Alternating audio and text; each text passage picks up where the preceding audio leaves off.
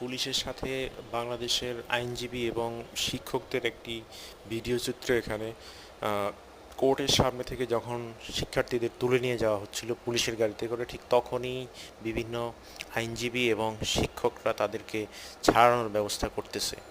দেখুন এদেশে পুলিশকে কি পরিমাণ ক্ষমতা দেওয়া হইলে, অবৈধ সরকার পুলিশকে কি পরিমাণ পাওয়ার দেওয়া হইলে এই কাজগুলা করতে পারে, এবং আইনজীবীদের সাথে শিক্ষকদের সাথে তারা কি পরিমাণ বাজে ব্যবহার করতে পারে একজন পুলিশ হয়ে, তা এই দেশের মানুষ দেখেছে। দেখুন খুলনা বিশ্ববিদ্যালয়ের ছাত্রদের উপর কিভাবে লাঠিচার্জ করতেছে। এর শেষ কোথায় আমরা জানি না। তারা গণহারে তারা এই দেশে স্বৈরাচারিতা কায়েম করার জন্য চেষ্টা করে যাইতেছে। এই দেশে